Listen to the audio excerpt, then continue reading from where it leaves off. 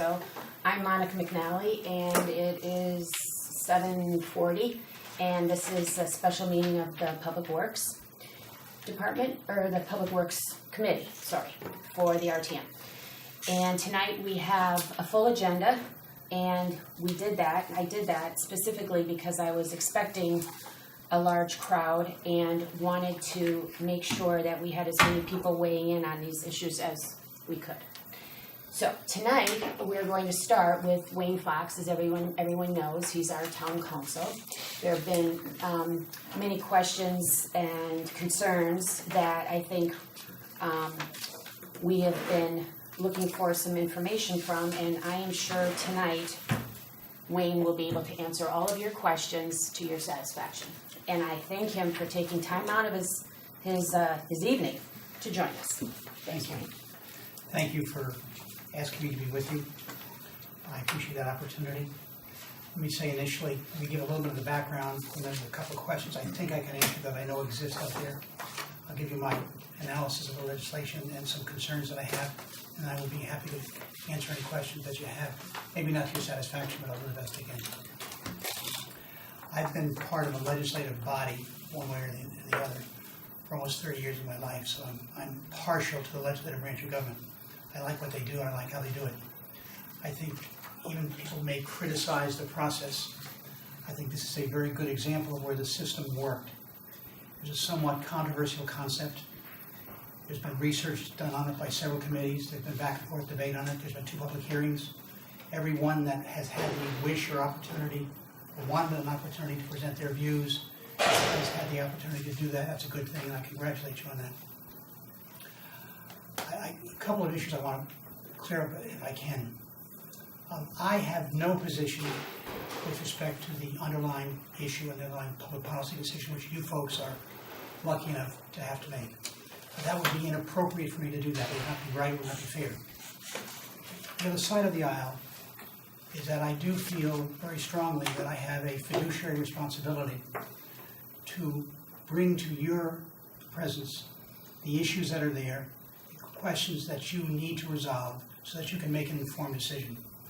So I want to do that for you. I've tried to do that on your behalf, but I have no position on the underlying issue, nor should I.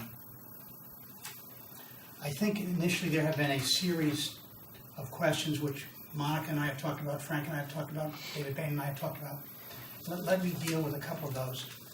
Under the existing proposal, there is what they call an environmental compliance officer. That individual is going to enforce this legislation. Under the proposed ordinance, that individual would be appointed by the Board of Selectmen. Not necessarily a town employee, it could be volunteer. The question has become, does that person have potential liability? Is that person protected under the statutes and under our insurance policies? 2 things that are happening. There are 2 statutes. One is 52-557N, and the second one is 7-101A. Even though that person may be a volunteer, there is an obligation of a municipality to indemnify and hold them harmless and protect them. The only situation in which they would not be protected would be if they engaged in fraud, criminal activity, or what they call malicious activity with ruthless intent. So unless there was an intent to act in an inappropriate way, they would be protected and they would be covered. I have in fact talked with our insurance carrier on it, and they agree with that. Let me give you an example of where it can happen. I had a case not too long ago where there was an incident at a public works yard where an individual was hit by a backhoe. There was a claim against the driver claiming that there was negligence on his part and also that there was an intent to hurt him. With respect to the negligence, the driver was covered. If in fact, the case settled so it didn't come to a fruition, but if in fact there had been a finding that there was reckless activity on his behalf or there was some intentional act committed on his behalf which had been alleged, he would not be covered. That's the kind of situation where there could become a question of coverage. But putting that aside, we as a municipality have an obligation to indemnify and hold that person harmless. I think it was a particular question that Frank had. I will put that down to Frank in memo form as we had discussed. I think a second question relates to the potential for litigation. What are we looking at? What could happen? What's the downside for us? And David and I have had a chance to discuss that also. Let me give you an example on that. I've had occasion to be tangentially involved in some litigation involving the marshals, the state marshals of the state of Connecticut and the tax collectors of the state of Connecticut. And at some point in time, I expect I will be asked to write an amicus curiae brief for the tax collectors. The marshals have started a cause of action in which they have claimed that they have been denied the right to act in tax collection, to collect fees for the work that they do. They claim that the tax collectors of the state of Connecticut are using outside sources to collect taxes or paying them the fees that they're entitled to. They started a cause of action to question it. They started a cause of action, what's called declaratory judgment, to ask the court to declare that what the tax collectors are doing is inappropriate. That was filed in the Superior Court in Hartford. There was not a lot of disclosure and production, as you might expect in most cases. There was some motion practice. There was a motion to dismiss filed by the tax collectors. That was granted. The marshals were not satisfied with that decision, and they took an appeal to the appellate court. That case is pending. That's where it gets expensive. There is, at the lower level, there was briefing of the motion to dismiss. There was argument on the motion to dismiss. There's an appeal taken. There are briefs filed. There are counter briefs filed. There are reply briefs filed. There is arguments made. That has not yet taken place, so the case has not been decided. No matter what that decision is, there's a possibility, depending upon what the court does, for that being returned to the lower court for further hearings, further testimony, further expensive proceedings. That is the kind of litigation that I expect a town, not necessarily ours, a town could get involved in if in fact this were to be challenged. I see as possible plaintiffs, I see plastic bag manufacturers, merchants associations, trade associations, taxpayer associations, retail chains, challenging it somewhere down the road. Again, so much of this is speculative because one of the problems we run into in a situation like this, there is virtually no Connecticut case law on it. So it's not as though I can refer to a case and say this is what's going to happen. We don't know because our courts have not ruled on it. There was a decision out in California, I believe it was, where the charge was upheld, one of the factors being that they had the money going back to the store owner, which is the same thing that you propose. When I had discussed this legislation some time ago with Frank and the proponents of the legislation, they indicated that was what they were going to include. I think that's a good idea. I think that helps. But what is a tax, quite frankly, is dependent not upon what we can argue, but what a court somewhere down the road decides. And that hasn't happened yet. So there's that unknown factor which we're dealing with. I think that these potential plaintiffs are probably waiting to see what the state's going to do. As many of you know, there are two pieces of legislation pending in the state of Connecticut. What will happen with them is anybody's guess. And we probably will not know until towards the beginning of June when the session ends if they're going to do anything with it. There's one piece of legislation which was favorably reported out by the Environmental Committee, which would ban plastic bags, does not have a fee. There's a second one which is part of the governor's budget, which is in the Finance Committee, which has not yet been reported out, which includes a fee and is part of his budget process to come up with funds necessary to balance the budget. Where those will go, I don't know. My guess is that those folks that may have a problem with the concept are waiting to see what happens with those. A third question, which was proposed to me by Monica, and we've talked about it a number of times, is, and I know it's been raised by some of you folks, is whether or not this transaction would be part of and subject to a sales tax. Carrie Woods has been very helpful. What I wanted to have happen was to have her deal directly with the Department of Revenue Services, which would deal with that concept. She was kind enough to get back to me today and indicated that according to the Department of Revenue Services, the sales tax, which is applicable to retailers' gross receipts, would in fact be subject to a sales tax. And the legislation that is being proposed by the governor, I'm sorry, not by the governor, but by the Environmental Committee, a sales tax is specifically exempted by that legislation if that became law. But under the existing proposals from the governor with the sales tax, there would be subject to the transaction would be subject to a sales tax, as with this proposal. I think the other thing that I wanted to touch base with you on relates to our legislation itself. I think there are three concerns I am not saying now, nor have I ever indicated that this legislation is illegal or unlawful. What I'm saying to you is there are some issues which you ought to look at when you decide what you're going to do with it. I can tell you I've spoken with the town attorney in Stamford, I've spoken with the town attorney in Norwalk, I've spoken with the town attorney for Westport, New Canaan, and Weston, towns that have adopted this concept. Most of those towns, I will say to you, have adopted the concept which includes a 10-cent fee or a version thereof. Some of them have narrowed out, as you do, the stores and the size of stores which would be subject to this carrying charge.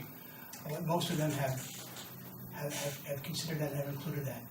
I think I've spent the most time probably with the town attorney for Stamford, who has raised, actually in a memo which I think some of you have seen and I have seen, the same concerns that I have. But in spite of that, that legislative body decided to adopt it, as you can.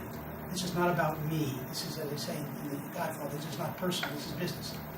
And once you know the issues, you can decide what you think is appropriate.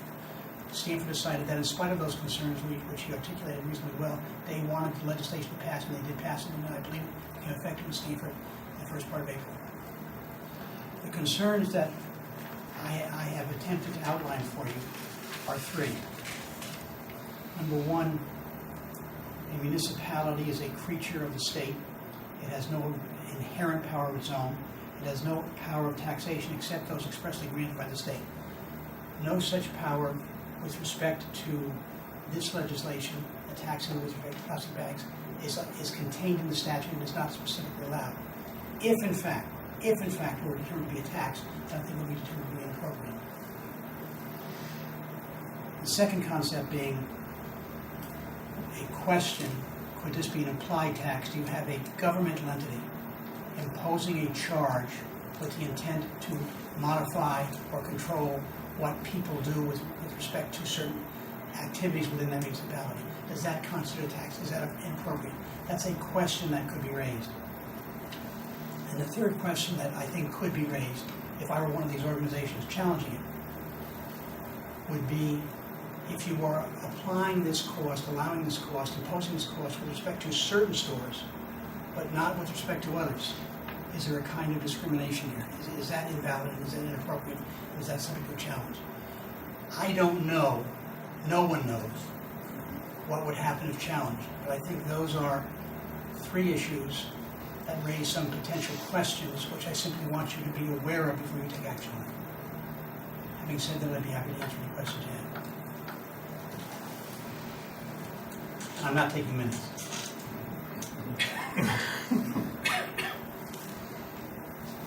I'm ready to go. I'm sorry I missed the beginning of this. I couldn't get out of work and the train was a little late. Just to be clear, there is no statutory or case law authority that holds that an environmental charge such as this that does not raise revenue for the town constitutes a tax in Connecticut, correct? On the underlying questions, there is no case law at all, either in Connecticut or with the exception of California in that one case, and Texas, which ruled the statute invalid on a different theory. There is no case law at all that we could find. Right, and in Texas, I'm sorry. With respect to the interpretation of whether or not it's a tax, or whether or not it's appropriate, I think that would be dependent upon the interpretation of statutes which deal with what a municipality can and cannot do. Right. There's no specific case I can cite to, nor do I think there's one in place. Right, but the power to regulate is the power to impose costs of compliance on people, isn't that true? That would be part of what one could do if, in fact, you could do it as long as you're not doing something that is inappropriate or illegal. Correct, but I mean, generally the power to regulate is the power to impose costs. So if we were to enact the plastic bag ban without the fee, we'd be imposing the cost of compliance on the merchants, right? The additional cost of the paper bag versus the cost of a plastic bag. That would be what would happen, which I understand many of the merchants statewide are opposed to, correct? Okay, but I mean, there is a cost of compliance with banning plastic and forcing people to use paper. And that cost, without the environmental charge, gets imposed on the merchants. For them to carry out the intent of the statute, there obviously would be a cost. Yes, that's correct. Right. So the environmental fee is really a way to shift the cost from the merchant to the people who don't want to use reusable bags, right?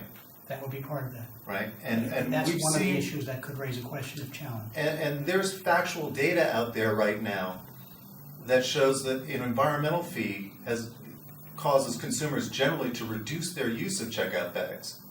I mean, we've seen in Suffolk County, I think this was circulated to the committee, and here, I'll pass some of it around, that the imposition of a nickel charge on plastic and paper bags in the beginning of 2018 has caused 1.1 billion fewer bags to be used, checkout bags, in Nassau County. So there is a regulatory component and a purpose of changing behavior behind the imposition of environmental fee, right? Well, I do not debate the public policy, whether it's good or bad. I understand what you're saying. I think those statistics are correct. Well, I'm just pointing out that the purpose of the fee is not to raise revenue for the government, because this fee would never go to the town, as most taxes do, and which I think is the common definition of a tax, that it's a fee imposed on the public to raise revenue. This fee is solely to change behavior and to shift the cost of compliance from the merchant to those who don't want to use reusable bags. Two things. Number one, I think that is a valid and viable argument. The second question would be whether or not one imposes that kind of cost to change one's behavior would in fact constitute a tax. You and I don't know that, and we will never know until and unless someone challenges and the court decides. That's the unknown factor. Well, we talk about that, and I know you spoke pretty well about the issue of a tax not being authorized by state statute. But there are provisions of 7-148, which is the Municipal Powers Act in Connecticut, that would seem to allow us to regulate the environment and to promote, to do certain things to regulate behavior. Let me draw your attention to 7-148E, which is nuisances under the regulatory and police powers provided to municipalities. It allows municipalities to abate within the municipality all nuisances and causes thereof, and all things detrimental to the health, safety, and convenience of its residents. Now, to abate is to regulate. And this charge, since it doesn't raise money for the government, is meant to change behavior and abate the use of checkout bags. Right? That's part of what it wishes to do. Right. I think I don't disagree with you. That's a viable argument. Under the Municipal Powers Act, that we have the ability to do It's this. a viable argument to be made. Whether it will be a sustainable argument, we do not know. Well, it seems that there are further provisions here that I think we could also cite to, which is 7-148 7H, which is public health and safety, which again allows towns to regulate and prohibit the carrying on within a municipality of any trade which has become prejudicial to public health or constituting an unreasonable annoyance to those living or owning property within the vicinity. Again, if the purpose of the fee is to regulate behavior, this seems to be express statutory authority to permit us to impose the fee, to avoid conduct prejudicial to public health. I think the intent is more applicable to what Liz Bacon is familiar with on the nuisance type issue. All right, well, let's look at sections 148 7-HXI, which provides even broader, I think, authority for this, to provide for the health of the inhabitants of the municipality and to do all things necessary or desirable to secure and promote the public health, reducing plastic bag waste and reducing paper bag waste, because, as we've seen in Suffolk County, the charge will reduce people using paper bags, will reduce our municipal waste stream, reduce garbage going into our municipal waste stream, and reduce cost to the taxpayers. Now, this provision lets us do all things necessary. Why wouldn't this 10-cent charge be something that would fall within this statutory provision? It might, and it might not. And it may well be that an imposition of a cost by a government entity to control the activities of the citizens can be looked upon as a tax and inappropriate. I don't know what they will do, David, but I want my people to know what's out there. But that's the problem. You're expressing incoherent fears about what a judge might do someday in the face of express statutory authority that seems to allow us to do it without doing any analysis of the Point statute. of order, ease up on the town council. Sorry. We're not in court, okay? David and I have had discussions. I can many imagine things. you have. But I think these are important things to point out This is a public because- hearing. David has not offended me, I'm happy to talk about it. No, I mean, Wayne and I go way back. Give And- him some time. But I think these are important things to point out because Wayne's point is that there is no statutory authority for this fee, and he believes it's a tax. But when you look at it, it's not a tax. Its purpose is to regulate conduct and to shift the costs of compliance. And this provision and several others under 7-148 seem to give us the power to do that. And I think that, Yes, I think you've made your point. okay, well, I think one final issue here is that this fee not only regulates conduct, but it also helps the taxpayer because we're reducing paper bags from the solid waste stream because we've seen in Westport and other towns when you just ban plastic, people switch to paper. Well, we know that the recycling market has collapsed. We're going to start paying for recycling soon, and I'm sure Ed will talk about that when he comes to discuss the budget. So we're going to see an additional volume of paper bags, which are much heavier and a much larger weight volume going into our municipal waste stream unless we enact this fee. Okay. So this fee not only helps the consumer, it helps the merchant, it helps the taxpayer. Okay, David, let's stick with questions that Wayne can address. Okay, well, I tried to, but I got cut off by Mr. Morton.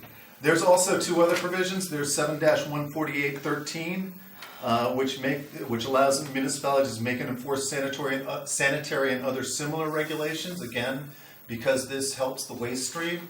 I believe it falls under that. There's also another provision, Section 8, which allows us to provide for the protection and improvement of the environment, including but not limited to coastal areas, wetlands, and areas adjacent to the waterways in a manner not inconsistent with the general statutes. Why wouldn't those provisions permit the 10-cent fee? I think the primary concern, David, would be whether or not it was determined to be a tax because a court felt there was an imposition there was an attempt to control people's activities environmentally by imposition of this cost. Based upon that, there is the potential for it being ruled inappropriate and unconstitutional. I am not saying it's a tax, but I'm saying to my folks, my clients, that there is as well as I would do with any legislation that's being debated, there is the potential for this being ruled unconstitutional. Number one, as a matter of public policy, I and you, I know, want to adopt legislation which is valid and appropriate. And number two, you do not want to incur, nor do I want you to incur on anyone's behalf, the potential for a significant litigation expense. And potential in my mind, and again, somewhat speculative because we don't know even what the cause of action would say, not to say how long it would take. But I think we could easily be talking about the possibility of expenses in the area of $50,000 to $100,000. I don't think that is unreasonable in cases which could easily go up to the appellate court and back again. I'm not saying don't vote on it. I'm saying these are issues which I, as your lawyer, want you to think about when you decide what you want to do. But as you pointed out to me, I think in our conversation, there'd be no damages if No, I'm not this saying were anything. found to be invalid. I So agree we're with just that. talking about strictly legal fees. We're talking about the cost of litigation. Yes, that is correct. And Stanford's ordinance is going into effect on May 3, so they're going to be I in. thought it was already in effect. I thought I read it was May 3, but maybe it's already happening. So It's May 5th. they're in effect. They're going to be in effect 6 to 8 months before we ever will. And there's a much larger constituency out there to be potential plaintiffs. But maybe we could talk about potential plaintiffs for a moment. There's no attorney fee shifting provision, right? So a plaintiff against Darien would not get their attorney's fees if they sued us and were As you successful. well know, under our system of justice, the ability to get attorney's fees is rather limited, and it is allowed by contract or by the statute. So the answer to your question is, we would not be subject to attorney's fees if in fact we lost. That is correct. So the incentive here of a consumer who's paying a dime a bag would not really be there for them, or even a bunch of them, to hire lawyers to engage in this litigation that you say could cost up to $50,000 or more. I would see it more as an association than an Retail federation. individual, a merchants group or something of that nature. And yet, how are the merchants injured? How would they have standing under this statute since the fee actually benefits them and compensates them for the differential in cost between plastic and paper? I think- How are they aggrieved? I think they would have standing because they have the possibility, they would be obligated to pay the fee. No, they're not, I'm the sorry, merchants aren't paying the fee, they're collecting the fee and keeping They would it. have the obligation to collect the fee. They would have the obligation to provide bags which are different from what they are now providing. So they would have that potential cost. I think they would have standing. Whether they would win or not is another issue. Well, okay, we're moving off the fee, you're saying they'd have standing to challenge the entire statute. To challenge the entire statute. I mean, there are groups like trade associations, taxpayer associations, retail chains. I think those are potential plaintiffs.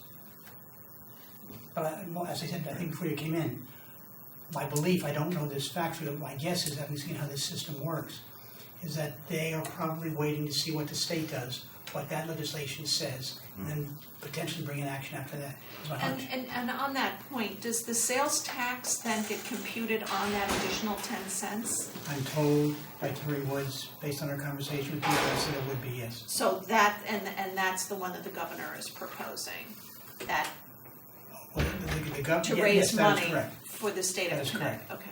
And under Connecticut law, can sales tax be imposed on a tax? It's a fee. No, well, okay, but I mean, So it's a Wayne's double concerned dip. that the fee is a tax, so how could sales tax be imposed on a tax under Connecticut state law? Wait. It's Connecticut. No, that's too political, I mean, I understand where you're coming from, but I think that's a legitimate question, under state tax law, does the sales tax get imposed on a tax? Under the existing legislation, which provides for a tax on gross receipts, the collection of that number would be considered to be subject to a sales tax. Right.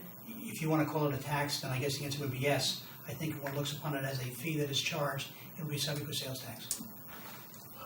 But I'm looking at New York. New York, fee shall not constitute a sale subject to tax. It will not constitute a retail sale. And that is in one of the proposals in Connecticut that has been put forward. Yeah, I've been dominating the conversation, I see Yeah, other people. you know have what, hands. before Patrick had a question, I'm just gonna go in order. Patrick? I was just going to make the comment that I didn't interpret town council's comments as in the same way that you did, David. I took it as making us aware of issues that we need to consider. I think that that's town council's job, and that's the way I took it. Rolf?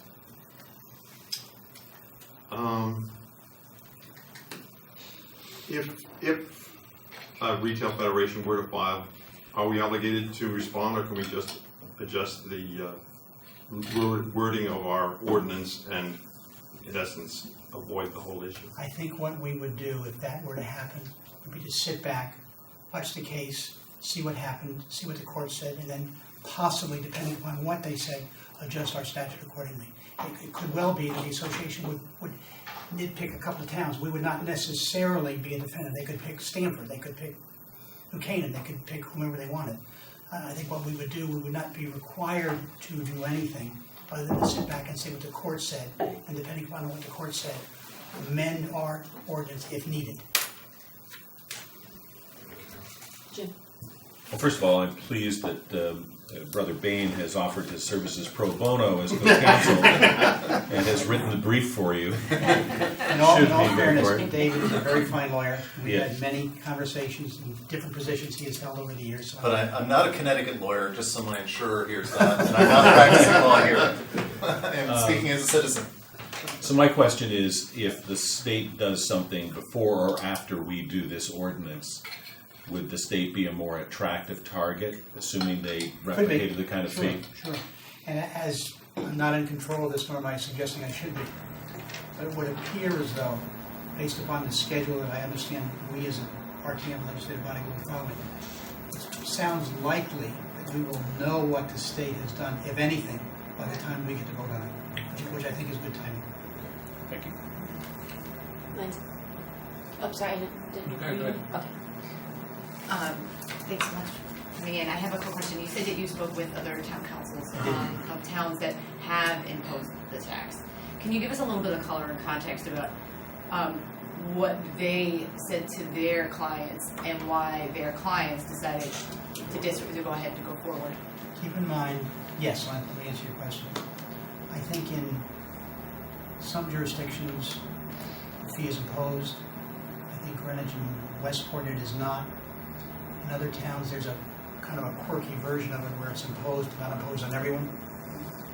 And I think certainly town council in Stamford, with whom I spent the most time, had the same concerns that I had and had expressed them to his folks, not only orally but also in writing. And I think his position was that his community decided that in spite of those potential concerns, in spite of those potential cautions, he decided they wanted to have legislation. I think in speaking with counsel, I think it was counsel for Buchanan, his major concern was conceptually that there would be a claim and an attempt to suggest that what you, Buchanan, is trying to do is control your activity through the imposition of this cost, and that could be challenged. But again, in that community, they decided, in spite of that concern, they would vote in support of it, because I'm assuming because they felt that the potential concern over the environment outweighed potential concerns against them as a community. Frank, I'm gonna go with you. So, Wayne, thank you so much again for coming. I Happy echo to do my it. colleagues as well. And For some crazy reason, I enjoy this stuff. and, you know, It's a good thing. I must have medication for it, but I haven't had it. Wayne, I'm in my 12th year on the RTM, and I know that you've been supporting the RTM for many, many more years than I have. So I'm respecting your experience and your standing with this body, and I really appreciate the expertise you bring. Thank you.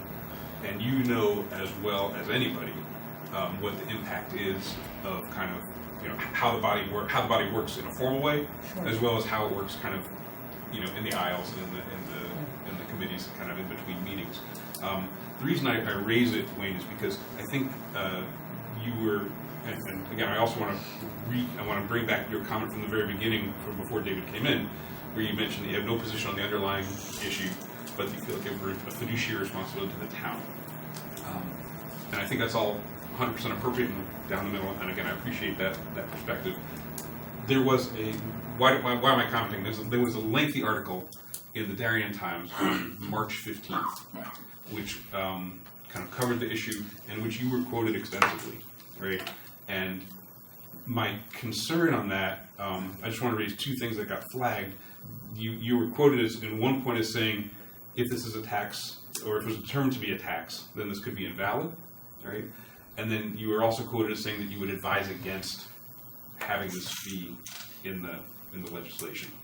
And so I felt like that was, I know where you're coming from, like from not having a position on the underlying issue, but I felt like that you were perhaps done a disservice by having them quote you in that way, because the perception, I think, from me and from a number of other folks was that you were advising against this element of the legislation, and perhaps more broadly.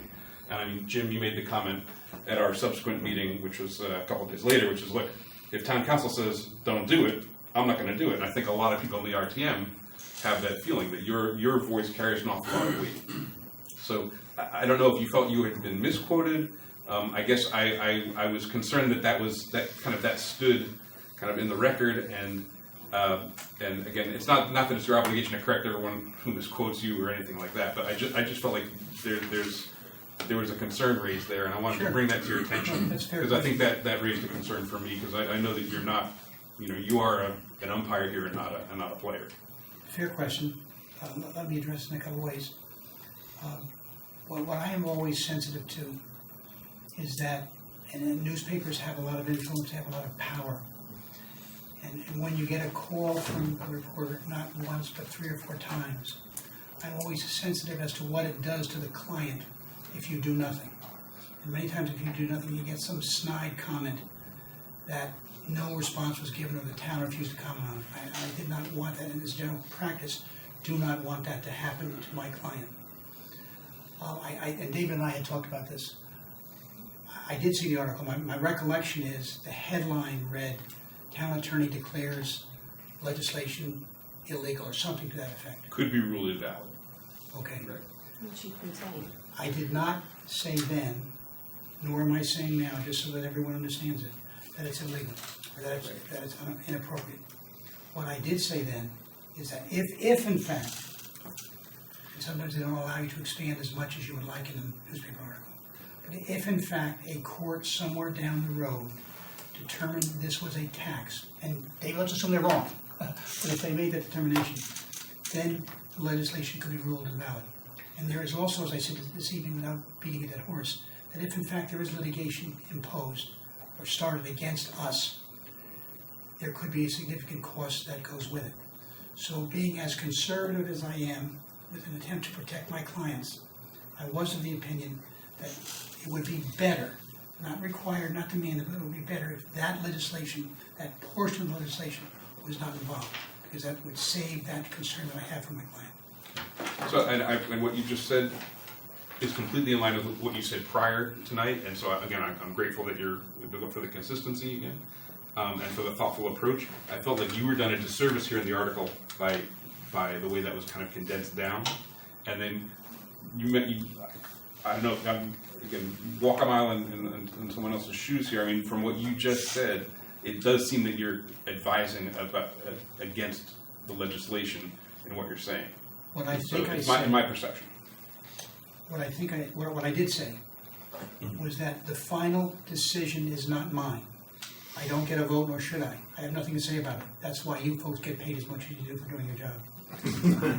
But that in a perfect world, I think it would be better, from a lawyer standpoint, from a lawyer trying to protect his clients, I think it would be better, similar to what Greenwich did, similar to what Westport did, would be if that fee structure was not involved, because I think that would insulate us from claims down the road.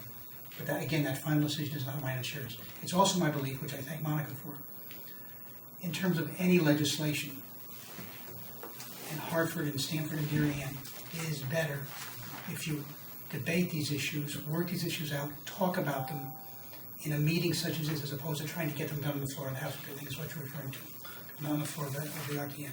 That's not the way to do it. It causes confusion. It causes things going awry, or it shouldn't go awry. So that's why I'm appreciative of the opportunity to be here. I'd be delighted to meet with you folks again once you have a chance to think it through and talk with you again. I'm not necessarily right, but I do think I'm right in giving you what I perceive to be concerns for your consideration. France, right. Wayne, thank you for coming, Sure. and I have an easy one for you. I don't believe it, right? And it does require you looking at the draft that we have. And if you have it handy, give you, and for the rest of us who might not have the. Does anyone need a draft? 2.4 for the current one. You'll have to hand it out, and I'm going to read a particular phrase and ask Wayne to kind of read it. If you look at section 9, paragraph C, I'll give you a chance to look at it. I'll read it to our colleagues here. It says, "It shall be presumed that the recycled paper checkout bags sold or used by business establishments are subject to the charge under section 5, the 10 cents, until the contrary is established. The burden of proving that such recycled paper checkout bags are not chargeable hereunder shall be upon the person so claiming." Now, when TGS&A put together this draft ordinance, they referred to the other available model ordinances. And this paragraph was picked up in whole cloth from the Stanford version. And it has kind of lurked in the exemptions paragraph. This is section 9, paragraph C. Can you tell us what they were thinking about? Because we inherited that paragraph only because TGS&A pulled it from the Stanford section, and word for word. And quite frankly, I don't know whether it addresses some of the concerns that we've been talking about this evening or not. If you could take a look at that and give us your observations. Frank, I would interpret it as I read it here. Yeah. If someone wanted to challenge whether or not they are obligated to pay for that bag, that would be, the burden would be upon them to establish why they should not pay it. What was Stanford thinking about when they put that in? I think they were trying to benefit themselves in case of any future litigation. It was a self-serving declaration. Does it offer us any protection from the issues Doesn't hurt we're us. talking about? It doesn't hurt us. I don't see any reason to take it out if that's your question. It's a time to look at it and see if we want to keep it or not. I don't see any reason why you would take it out. There's no need to take it out. I think there's a benefit to us. So thank you, Stanford. Lindsay?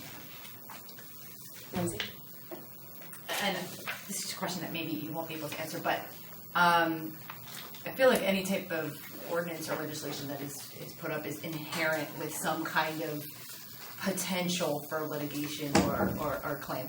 Can you perhaps give us some context around what other type of ordinance has gone through that has had this potential for litigation that we've decided to put aside our concerns and move forward?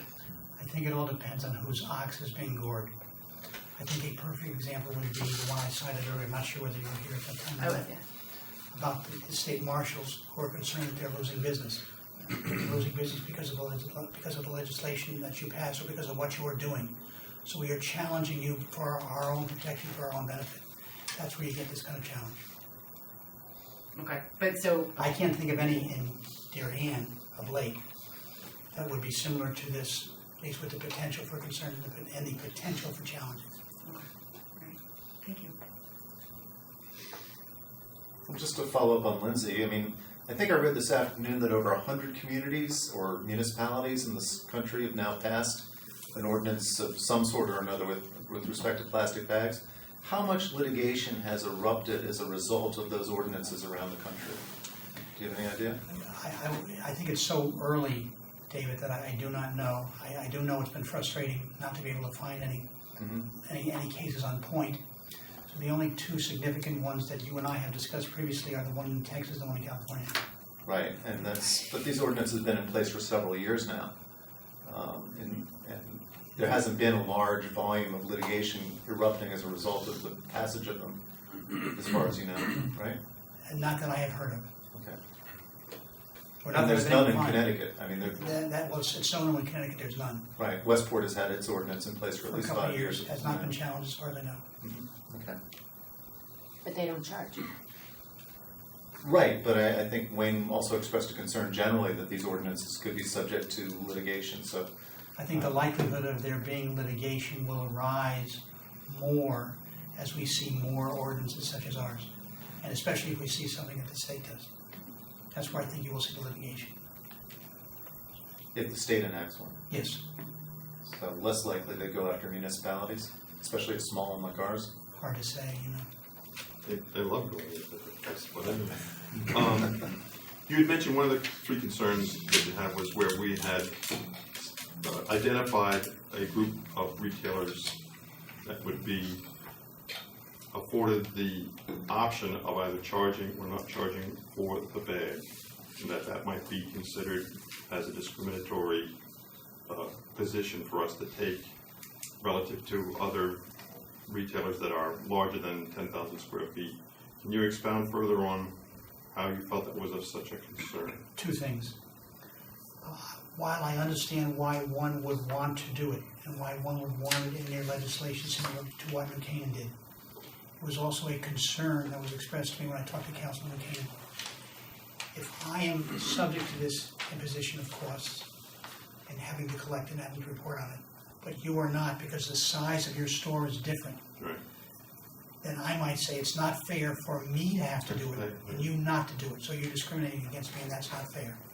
But isn't the legal test for legislation such as this having a rational basis? And the rational basis being, in our case, that the larger stores are the ones that are distributing hundreds of thousands of plastic bags a year, where the smaller stores are not. Again, David, I'm not saying you couldn't raise that argument, but I'm saying it is the potential for litigation when people think they're treated unfairly. Right, but I mean, at That's the some basis for point, litigation in all kinds of areas. at some point, you need to judge the quality of the arguments and whether the danger is actually real. I mean, you could walk across the street and you may get hit by a bus, but you'll do it, a million times and it won't happen. What is the real danger of an argument such as that, where the basis is some sort of discrimination claim between large stores that distribute lots of bags versus smaller stores that don't? I think one could make the claim, and there is a possibility of it being sustained when one group is being treated differently than another. So in that regard, you think the larger stores that have to pay would have standing in that situation? I think they would have standing, Okay. whether they would be, as David has suggested, whether they would be successful Successful or or not, not, is a question. another issue. I think they would be allowed to make the claim, the court would allow them to proceed with their claim. The bill that's on the Senate, in front of the Senate, has the same carve-out of 10,000 square feet for Connecticut. Which of the state. two? You know the The bill no number? fee one or the fee one? The Well, I guess the fee one, 1003. obviously, yeah.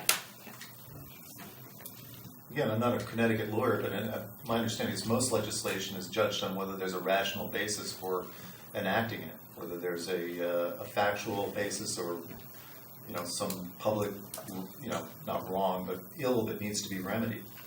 That would be a determination, a fact that would be taken into account by the judge that tried the case, yes. It's a factor. One final quick question. Yes, sir. What is your counterpart at the state legislature saying to the state legislators about the bills that are similar and somewhat different than ours? Well, the state would have the right to impose that fee if they deemed it appropriate. They have the authority to do it. But I don't think that's a debatable topic up here. But what about on the size of the store discrimination? I don't know. I don't know. I haven't talked to any lawyers for the state of Connecticut. Does anyone else have any questions? This is the time. Well, I really appreciate your concern about this whole risk management issue on, this litigation potential. And I guess we're really trying to handicap that, Sure. to figure out if that's really a possibility. I think that's one of David's primary points. Yeah, I mean, it's a tough call. You did not speak to Greenwich. Oh, I You're, am oh, you are Greenwich, okay. I did speak to him. Sorry. And did you get to bill both times? Was there any That's disagreement? the job. It was very agreeable. Okay, so you understand their thinking on this issue. I'm not sure of that, but And they went with a no fee. they did. And so I assume you had the same concerns, you expressed the same concerns to that group when they were considering this legislation? Yes. And was it also, did it bubble up through an I don't know what the structure is in Greenwich. Yeah. What was the body that made the decision? Was it an RTM? Was it a special group? Interestingly Is it an enough, RTM? Believe it or not, Greenwich has an RTM of 230 people. Oh my. There are no shy members on the RTM in Greenwich. So they did not need me to express much of an opinion, as it was the opinion of many of them, which they were entitled to. That was a concern. Many of them were lawyers. There were many of them that, on their own, had that concern. So I don't think it was me convincing them. I certainly raised the same concern as I do for you folks, but they're, as we are here, as we should be, a very independent, opinionated group that drew their own conclusions. Right, but my understanding of what happened in Greenwich is that your opinion came forward almost on the night of the actual vote by the RTM. And at least the way it's been described to me by several RTM members, it kind of took people by surprise. So that's one of the reasons that they enacted the 3-year sunset clause, so that there's an issue that could be revisited over time. Actually, they have, as we do, a very active committee structure. Mm-hmm.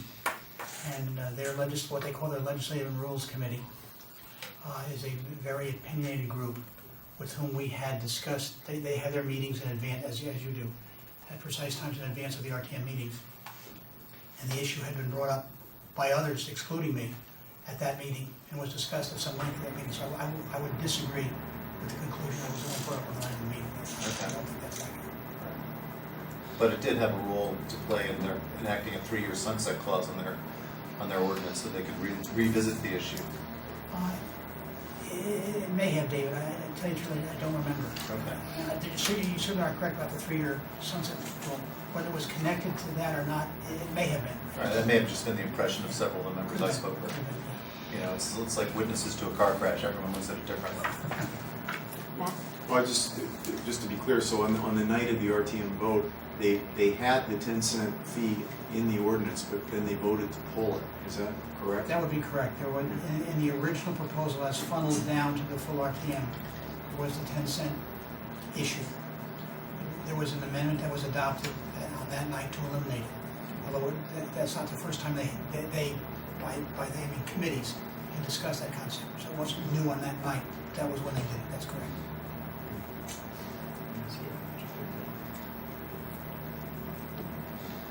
One last question. Something you said earlier, you mentioned that one of your concerns was that this ordinance or the 10-cent fee might be viewed as an implied tax.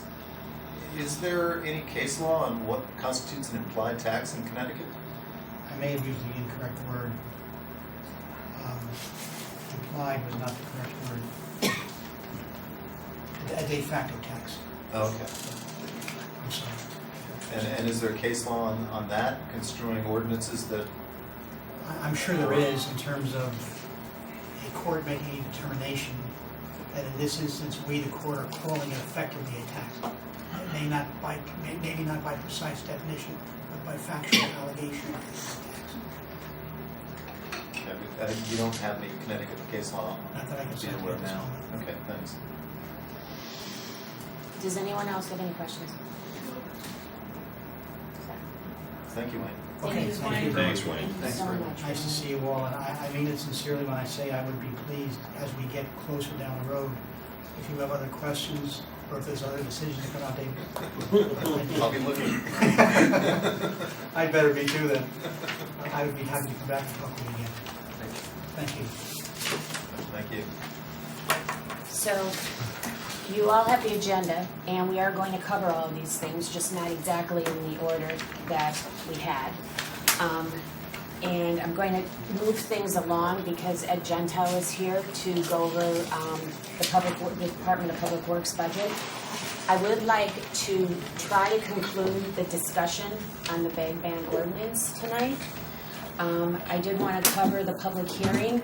Thank you, Terry, for taking the minutes, and Frank for taking the minutes for the last one. We had 69 people attend. We had 20 people speak. 19 were for the ordinance, and 1 was opposed. We have received a letter. So from that meeting, we received an additional 11 letters. 9 were for the ordinance, 2 were against the ordinance. And so for individuals, we have at this point in letters 52 people that are for it, 11 people that are not for it. We have 4 groups that are in favor and 1 that is not. We have 1 business that is in favor and 5 that are not. These are letters that were received. So I'm just giving you an update on the email box that is now closed. On the ordinance, I did have a couple of questions. One was a couple of people have asked either in letters or to me personally, is there a senior exemption? I looked through all of the Connecticut ordinances for senior citizens. I looked through all of the Connecticut ordinances, and there are no exemptions for senior citizens in any other ordinance. Of course, that doesn't mean that that's what we should do, but I'm giving you that background. And there was also one question on the wording on the enforcement. And I think that it's pretty clear, but I wanted to confirm with everyone else that the wording on the enforcement as far as the timing goes, it makes sense to everybody. So does anyone need a copy of the ordinance? No? Okay. So let's take the senior exemption first. Does anyone believe that we should have an exemption for seniors, senior citizens? I just want to make a comment. To mitigate that concern, there are a lot of businesses, and I thought I heard there are various groups that are offering bags for free. Yes, there are. So Yes. on that basis, I don't think that we need to have an exemption for seniors. Okay, any other comments on that issue? Point of information, do we have an exemption for people who are on food stamps? Yes. WIC, Yes. et cetera? Yes, we do, Okay. okay. Yeah, and then, interesting, if you go to Palmer's now and you do bring your bag, they do offer you a 5-cent return or a donation to your charity, so interesting that they're even, And that's, okay, that's spoken to in the ordinance too, that stores can offer any kind of rebate that they want. Okay, so, that answers the question about senior citizen exemption. Does anyone feel that the wording on the enforcement part, needs to be reworked? What was the question raised and the concern? It was, it was, they were confused as to how this worked. So, I think if you read it through, it's pretty clear. We actually spent quite a bit of time on that, but I don't wanna make a blanket, okay, without.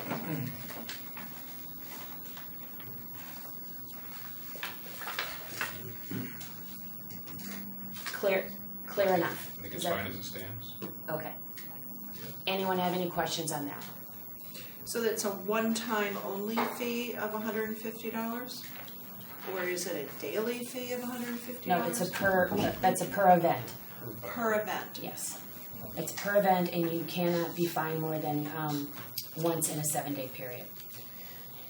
So you get a warning, and then your next fine is $150, and then any fine after that is $250. And that I also looked through on all of the other Connecticut, and I think there's one town, it might be Weston maybe, they have just a flat 500, but most of the ordinances are a 150 and then a 250. That's pretty consistent.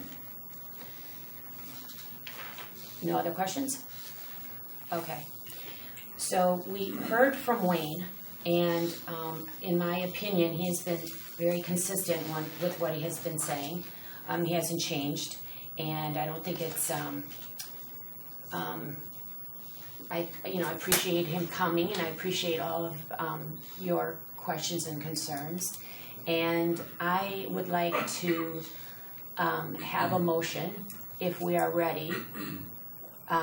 Somebody make a motion to move this ordinance to town council for final editing and then to rules for consideration. I would so move. I'll second that. Okay, so that means that 2.4 that we've looked at a number of times will not be changed after tonight, and that we will send it to Wayne for editing. He's not changing anything. And once he okays it, and he's been working on this, so he could theoretically, I talked to him, he could have this done, it could be put in front of rules for Monday. That's the next rules meeting, okay? Just a point of information, this is not saying that we are all in No, acceptance of that's- it, this just is- pushing it forward. That's just, As is. that's one vote, okay? So the rules meeting is next Monday, and then obviously the RTM meeting on May 13th will be for the budget, so this will not be brought up, right, Seth? Right. Do not want to put this in the same meeting With the budget? with the budget. Right, but to get it in front of rules, we have to have, Well, we have another meeting after the budget meeting, the RTM, as well, another rules Right. meeting. So you can do as you wish, either way. I think, our York, Frank and Mac, their committees both already voted on this. So we wanted to wait until after the public hearing to see if we learned anything, additional. And What would be the RTM meeting date where this might be presented if it gets through rules? June 10th, June 10th? Yeah, Thank you. okay, so. because you've got room for debate. Okay, so let's have a formal vote on the motion that Jim brought forward. All in favor?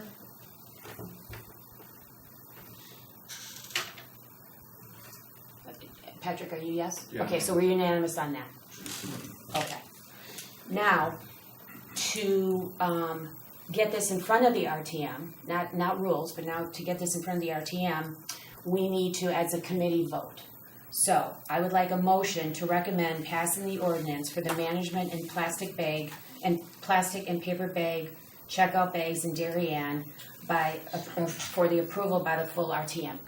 Sorry, that's a little jumbled, but could somebody make a motion to that effect? I will move As that. stated with the 10%, with the 10 Yes. cent. Yes, so now you're voting on, do you want to recommend the approval of the ordinance that we're sending to the RTM? I will so move. Point of information, subject to any other modification by town council? Yes, Okay, 'cause did I understand you right that he could make, yes, but but not substantive changes, just no, terminology yes, changes? he's going to move a paragraph, Fine, I was you know. wrong. Understand?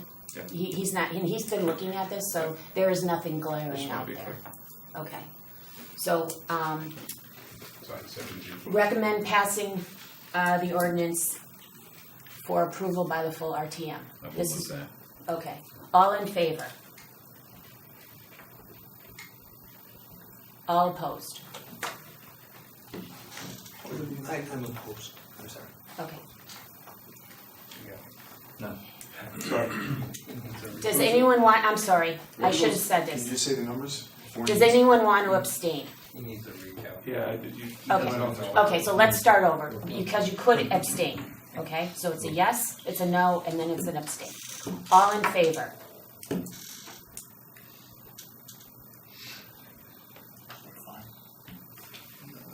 We have 1, 2, 3, 4, 5, 6. 6 in favor. All not in favor.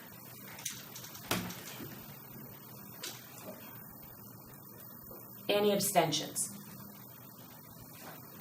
Okay. Terrific. Okay, so that concludes the first part of our meeting,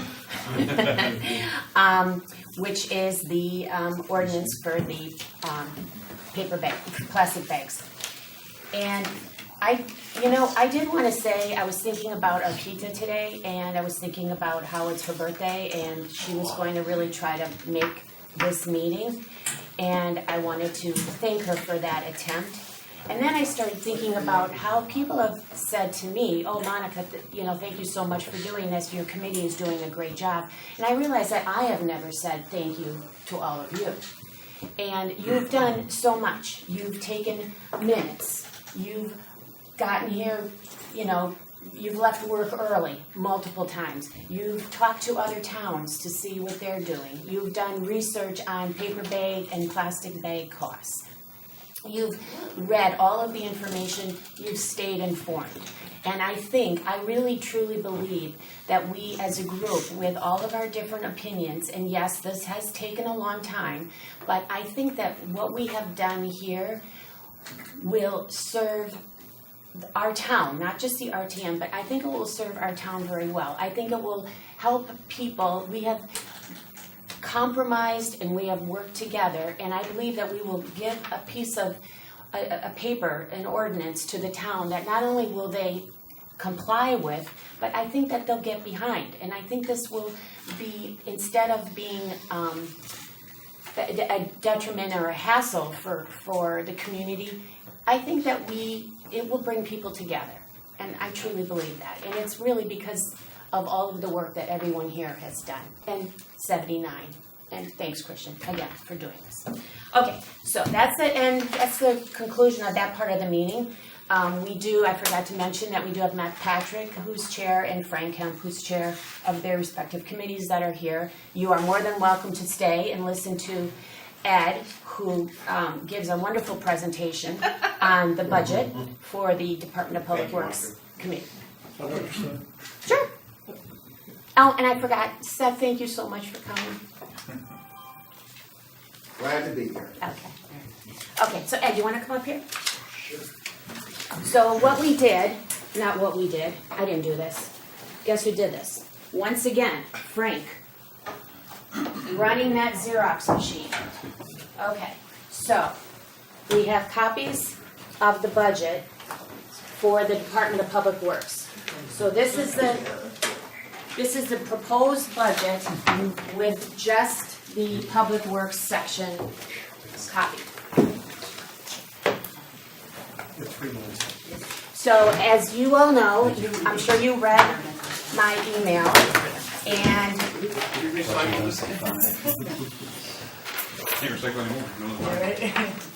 I did ask for questions, and I did have some of my own questions, which I sent over to Ed.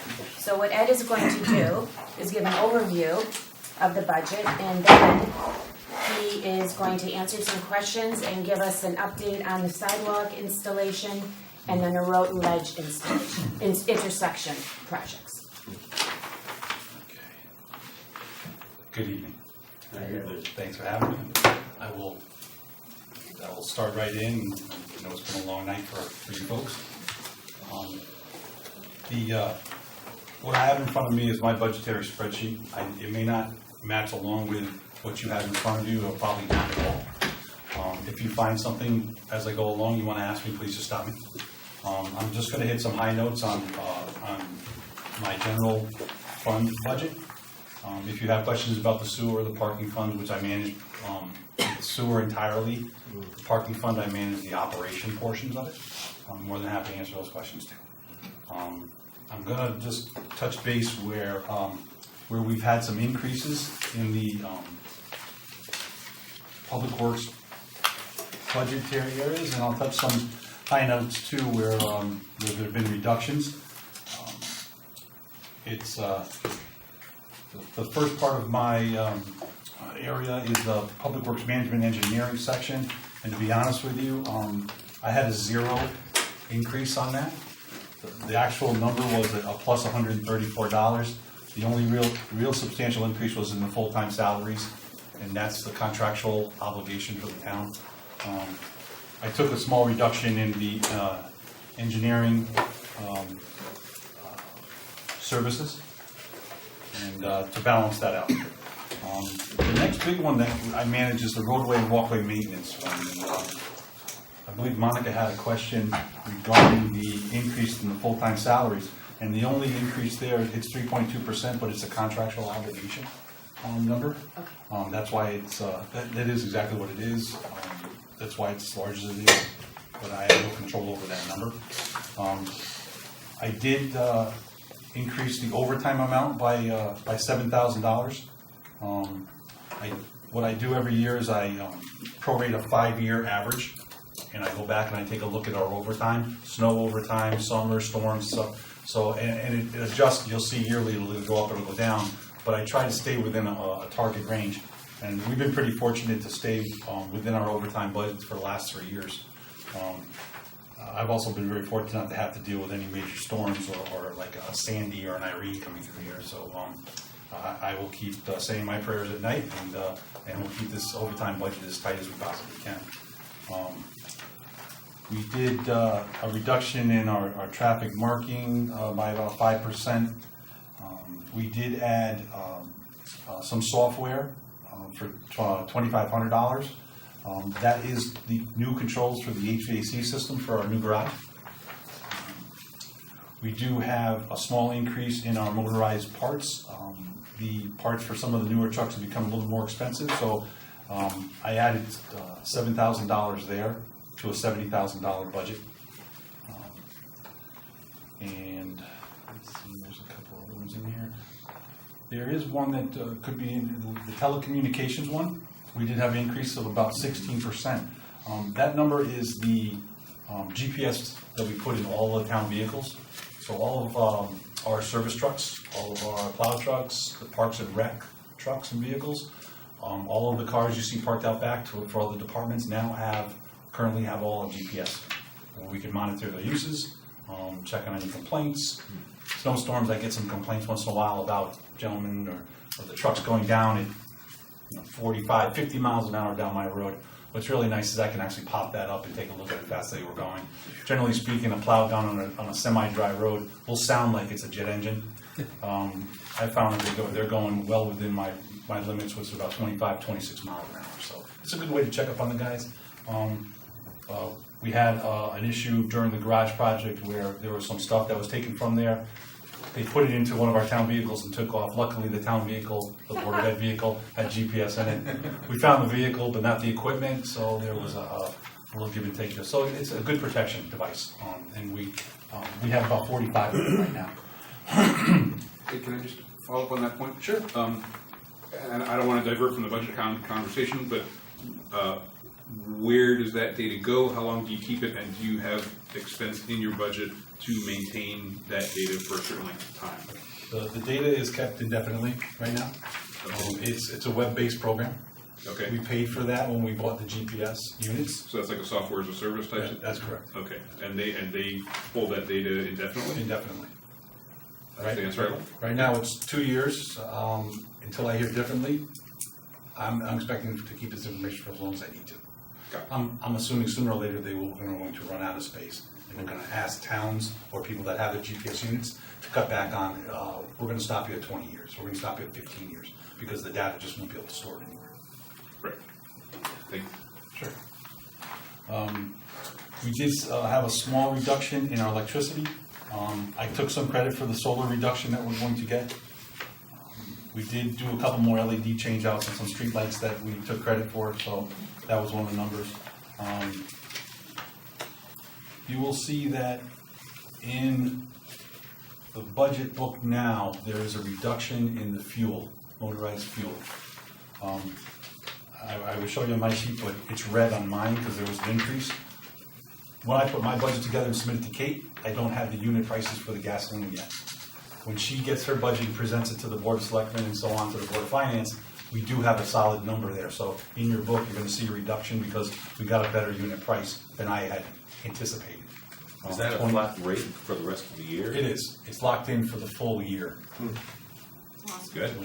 It's bid out every year. Our gasoline in November, December, and our diesel in June. I don't know why the difference. I just deal with it. How much do we buy in the course of a year? 75,000 gallons of gasoline, and I believe there's another 15 to 20 of diesel. Do we share that with the Board of Ed yet, or is this just the town side? The Board of Ed does fuel up there, and we back charge them for the use of the fuel that they use. Okay. So our outside contract is one entity for the entire town? That's correct. Okay, great. The larger ticket item at the bottom of my sheet here would be the tires. Every other year we have to replace the loader tires. And they're expensive. They're about $2,200 to $2,300 a piece. So we've been trying to rotate them around. They do take a beating. It's a larger vehicle. It does run on asphalt. The one in the dump, it just inherently runs over things that puncture the tires and things like that. So we do maintain them. If you knew what was inside the tire, the foam and stuff that we put in there to keep it from deflating, then we just have to make sure that we maintain the treads on these things to protect them. So that would be the roadway and walkway maintenance. The next item is our waste management. There's a salary increase of about $5,000 contractual. There's a credit card reduction for professional services that we use. The big reduction you'll see is $22,000 in our MSW account for solid waste disposal services. It seems that Darien loves to recycle. City Carding loves to pay us for it. We also whatever we take out and recycle, we're actually removing a lot of it from our MSWs. So you're seeing a reduction in MSW pretty much every year now, and an increase in our recycling counts.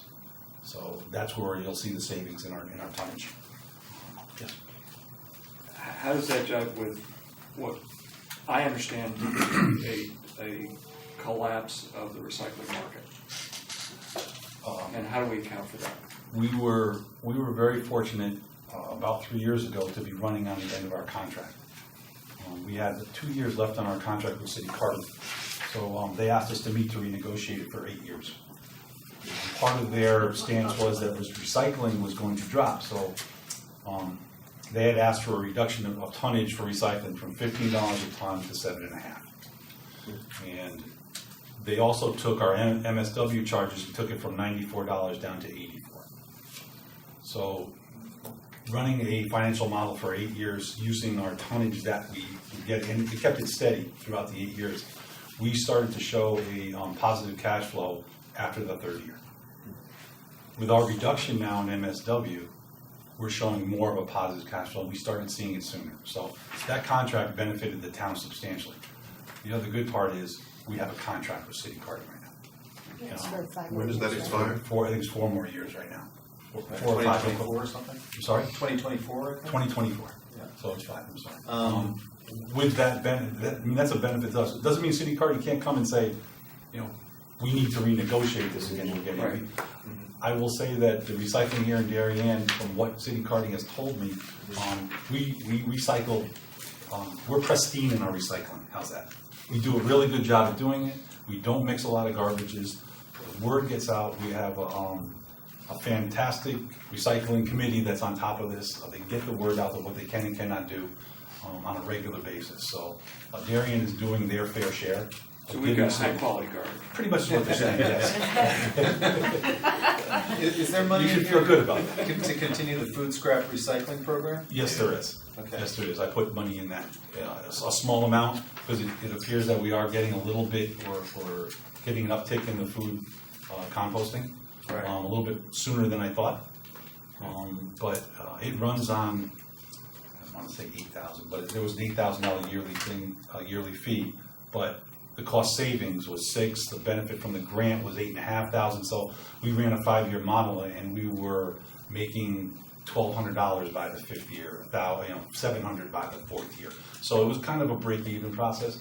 I'd like to say it's also a feel-good process. These people do like to Darien people like to compost their food, so they jumped right on board. And And you're taking in almost a ton a week or close to it? it's pretty close to a ton a week right now. It's just under a ton a week. Right. We'd like to get that up over to about 1.5 a week. That would be good. That'd be really good.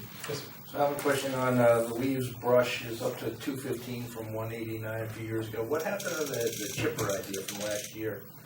It's still an idea. I get questions from Mr. Davis Did it every make year right around progress this time. This year? Did it make any progress? I have a demo coming, a new unit, a little bit smaller. It's about $475,000. I want to bring it in at the end of May and run it, take a look at it. It's a little bit different approach. It's on tracks. It only handles up to a 30-inch trunk. But our breakdown for brush, logs, leaves, grass is anywhere between $185,000 to $220,000 a year, depending on the type of storms we have. Brush gets up a little higher. That would pretty much pay for itself in about 3 years. Maintenance runs about $25,000 to $50,000 a year, depending on how things that could go wrong in there.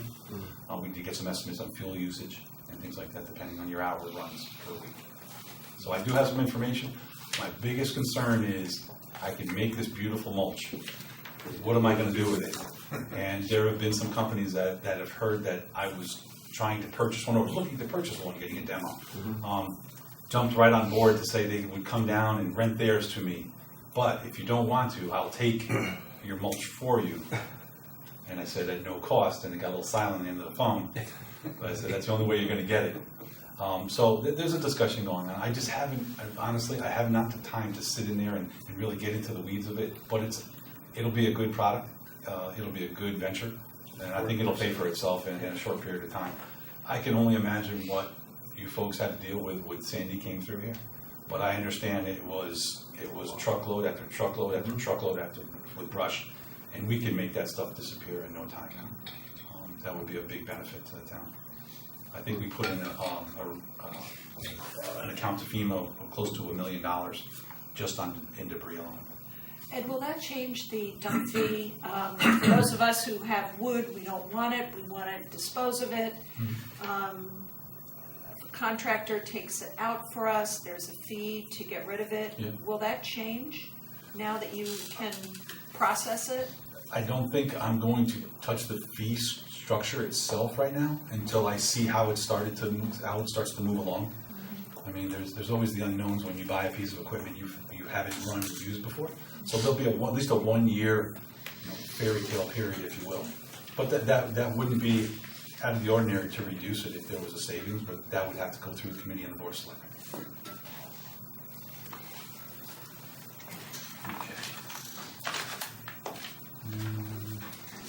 And I will tell you, the hazardous waste day that we have, I took another reduction this year.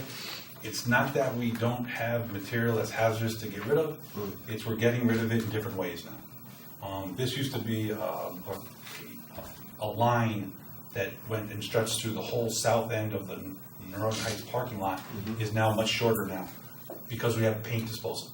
And our paint disposal is for free. That's great. So it's been a great venture. It's still continuing. We still keep it clean. We have one of the best transfer station sites up there. The gentleman from City Card take a pride in keeping it clean. But hazardous waste now has gone from 400 cars to about 120, which is a significant reduction. The public building management, we do have an increase in the salaries.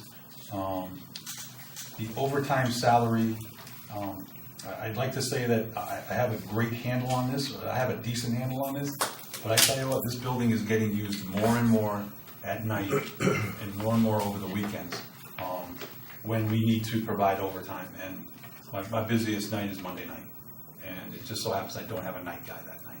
So I have to pay to have the overtime due. We are looking at a different approach of shifting the schedule around and looking at Saturdays a different way with regards to the overtime if someone wanted to use our building on Saturdays. Are you referring to a specific building or just buildings in general? The town hall and the Mather Center is where I get most of my overtime hits today. Okay.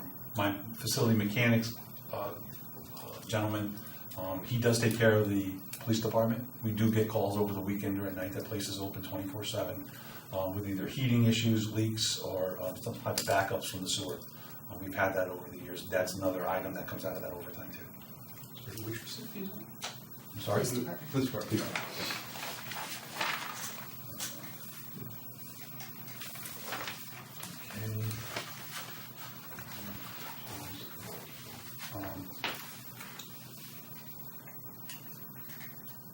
I did put together the software maintenance one. I grouped together two software programs. We have a HVAC system software for this building that we never had service maintenance on. I did include that contract. It's a 5-year contract. It's about $3,500 a year for them to come twice a year to upgrade our software and go and check all of those VAV boxes that we have in each one of the rooms to make sure they're functioning properly.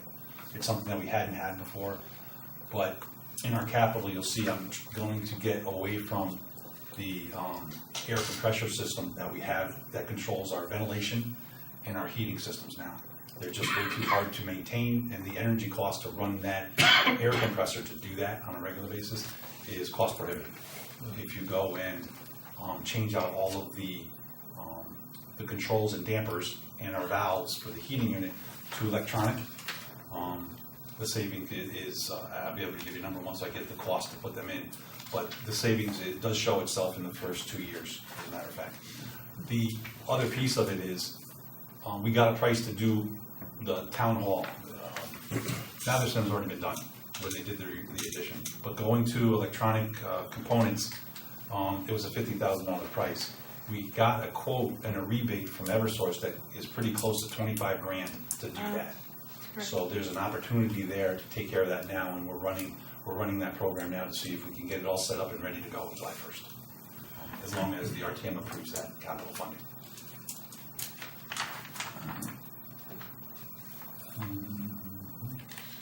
There's a reduction in our gas use. There was a reduction in our water use.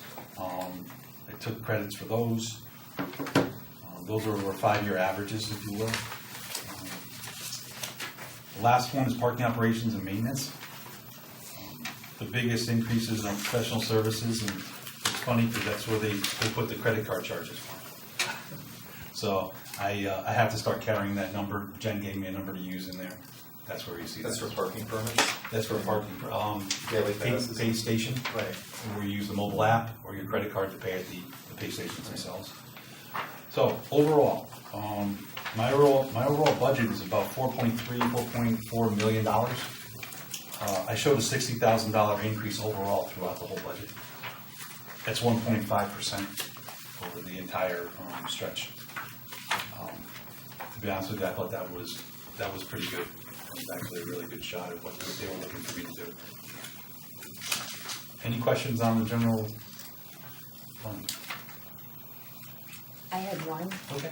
that, I see here you have restaff open positions, but I see you haven't changed your full-time, so are you looking for more people? There was a vacancy that I had to fill, Okay, and we did budget the salary, okay, but we just Okay. actually just filled the position last week. okay. Is that for Pat? Yes. Started April 15th. The gentleman's name is Anthony Campanella. He is a Darien resident. He's got about 30 years in facility and grounds maintenance. 15 years at Housatonic Country Club. He worked in the Central Park, taking care of their buildings. I think there's 17 of them down there. He moved his way up into Fairfield County. I think he was working for Planned Parenthood and their facilities. A very bright young man. We're glad to have him. And, like I said, he started last Monday, the 15th.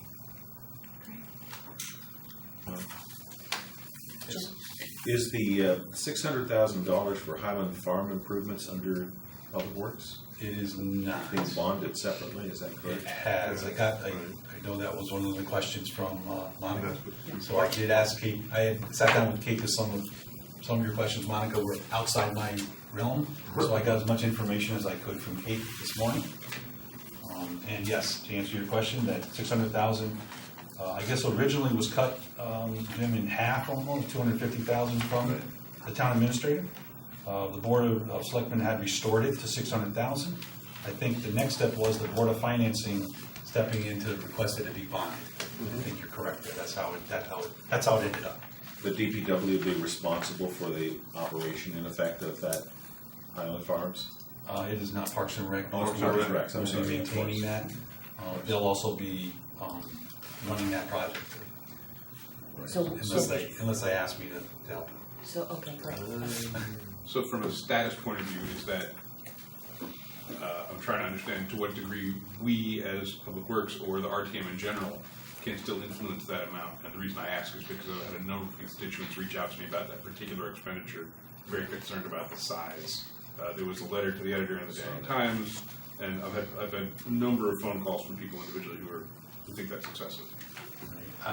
I personally can't answer that question. And I'm not asking you to judge, but from a process point of view, go. I don't know, like, if we're, or Monica, do you know, like, at this point, you know, if this gets raised on the floor of the RTM, is it something we can discuss, object to, cut out? I know we're not allowed to do, there are certain types of moves that we're not allowed to do, but I believe we are allowed to reduce budget for certain capital expenditures. I don't know. Okay, so I guess I'm trying to figure out if we're kind of rushing to bond it before we've got an agreement among the RTM, this is money we want to spend. Well, we can't bond it They until can't the bond it RTM votes until we for it. approve it. Well, that's what I'm saying, so I'm And it's, my understanding is it's in the selectmen's budget. Right. Right? Yeah. So, the RTM hasn't approved the selectmen's budget yet. right, yeah, we haven't approved, Right. that's what made it. And I think, from recollection, the selectmen's budget can be modified on the floor. I believe so. Right, right, so I think I think the issues come up in the past that, you know, we had the issue last year with the capital spend related to the cafeteria. And I think the issue was that because that was within the Board of Ed, we couldn't tell them, you Right. can't spend X dollars on this project, but we could reduce the overall allocation, Yes. either operating or capital, That's to the not the Board of case. Ed. But that's not the case here, because this was within the selectmen's budget. Yes. So again, I get, That's my the feedback I'm getting from a number of constituents is that the Highland Farms number is out of scale. I've heard the same, actually, I've got And I mean, a lot of emails. the other element is a lot of people asked for that to be passive recreation, so to put $600,000 Right. into facilities on that location seems to Exactly. go against that spirit. I think you could ask Jack Davis on F&B, he would let us all know what the process is in terms of where that bonding stands and how it would come up during the budget debate. I just So, want, go ahead. Oh, I just was gonna, well, I was gonna move on to the DPW garage, if you wanna talk about Highland Farms at all.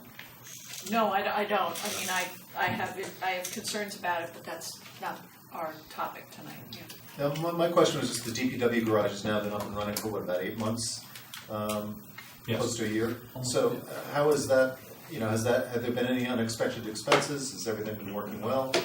How is that kind of factored into your budget? I guess the biggest shock, if you will, was the increase in the water use. Now that we have a nice For washing the wash trucks? bay, yeah, everybody wants to use it. So, we've been using the daylights out of it, and which is good. I tell you the difference in we're not all here to give the guys big hugs in the morning, but if you tell them to go clean the truck and it's 20 degrees out, but you give them a bay to do it in, they do a really good job now. And Better than it's being going outside. and that's the part that was distressing, because at 20-25 degrees, you put water on a piece of metal, it's only going to turn to ice. Mhm. So this has been a great benefit, especially with our trucks. They're spotless now. We do get to inspect them for the salt and make sure it all removes that. But I guess that was the biggest thing. The electric use has been pretty steady. It's pretty close. I'd say within 3 to 5%. But don't quote me, because we're hitting the warmer weather right now, so we'll see how the AC part handles. We've only AC'd the offices. With the new building management system, I'm going to tweak that a little bit too. This will be our first cycle through April, May, and June. We opened up the building in July of last year. As far as everything else goes, I have no problems with the construction of the building itself. Workmanship is fine. There's been a couple tweaks with the garage doors, but we use them so often. Sometimes they need to come back and tweak the sensors and stuff on those. And we've done quite a bit of that. So we found that we learned a few things over the winter. We're going to make some small adjustments, but nothing critical, nothing substantial, and nothing that I can't support in the budget that I have right now as far as a cost to make it to function properly. So far it's been a success. It's one way to put it. I'll agree with you. Okay, Yes. good, happy to hear it. While we have you, if you had to pick a few concerns looking out over the next couple of years, and not to put you on the spot, but what concerns, what should we as a committee be concerned about and I'm thinking primarily from a budget standpoint? And if, again, I don't want to put you on the spot, but if something you want to think about and come back to us It's a good in question. memo form, that'd great be fine question. too. I don't want you to just do I mean, it. I can look at my 5. Let's not talk about sewer. And to be honest with you, in Darien, the sewer infrastructure is the most important infrastructure you have in town. Right? It is the most expensive to maintain. It is also the most critical, and it's very temperamental. So you have to stay on top of that. Plus, currently we pay Stanford close to $2.5 million a year to handle our raw sewage. But if our pumps ever stop working, we're in big trouble. So that was probably one of the first areas I went after when I came here, and we're continuing to do that now with some maintenance of pipes and and issues with other pump stations, but we're correcting those too. That aside, you can go down from there's going to be not issues, but there's going to be areas that you're going to need to focus on when the new developments come in. There's going to be sidewalk issues, roadway issues that you have to, electricity, any type of commodity that you have, it's always up in the air. We brought up recycling and garbage. We're fortunate now until hopefully 2024 to be stuck in a contract. What happens after that? That's something that we need to start looking for and start planning for. I would love to get our fees from whether it be RDA stickers and our uses of our haulers, and I'd like to get the fees to be a little bit more so that they could handle the cost. And you'll never get your solid waste to run cost neutral, but you should at least try and be reasonable about your fees. things happen when you start charging a little bit too much, people disappear, a quality of recycling changes on you, those things you have to notice those things, you have to pick up on them quickly and get on top of them. Parking seems to always be a tricky discussion to have here in Darien, whether it's downtown or commuter parking.